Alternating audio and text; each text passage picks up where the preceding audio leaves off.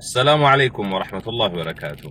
وفي الجنة قد وري بيا سعودية كان كيس جراتن كيستو وري كرشي قرا بيات ترجتني نمون هدون حتى هدو تبفا أداتين قد بيتين جرا وأنا من نكون نمر سنة تاسع ودافي سونيسي إجولة شمرة يوكان إجولة شمرة غرا دا إرغانيتي نمت دول چيزن كرشينا فرقي سينجت كرشينا فرقي سينجت يوكان إجولة شمرة تتي غروبي كيسا لكم فراتي بكا غرا فراتي كرشينا فرقي ركاد جرا كان نمن نجلا دكو ستا سينجت إرغساني أمو تولي سيف إرغاتي أتي سيف إرغاتي جتيني ولي قلتي إرغا جتين بودا أكاونتي نما سبير جرور أنا فرقي جانين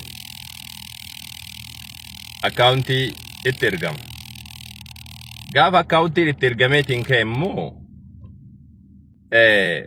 وانا فاتورا صبادا كاكرشين الرتين قلين فاتورا صبا كاكرشين الرتين قلين كرشين إرغم نقروا أمو صباني بريفمي أكاونتين كان كيرا كامي بريحغانا تورا قلي جرا جدامي ست إرغم أتدو غادا جتة osoo dhayxee baankiidha yookaan risaalaan siyyaan siif hin dhufin akka baankii kan kee irra waa galan yookaan ammoo osoo dhayxee baankii irraa waan kan addan baafatin sarraafaa irraa osoo waan kan addaan hin baafatin qarshiin akka galee jiruuf hin galle osoo addan baafatin qarshii ergisiifta gara biyyaatitti san boodaan ammoo bilbila cufatee si biraa deema qarshiin osoo hin galle ati ammoo qarshii gara biyyaatti ergitee deebisuu hin dandeessu san boodaan nyaatamte jechuudha namni siisteema addaadha ka amma zamana kana keessa namni akkasii jalqabeedha.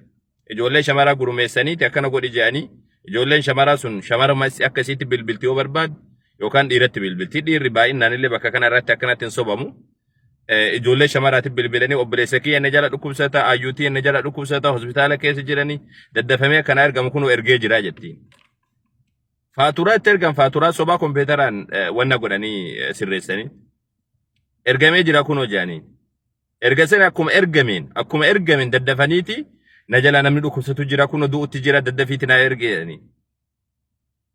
Ijoolleen keessattuu shamarri garaa waan laaftuuf jecha daddaftee birrii sanii in dabarsiti.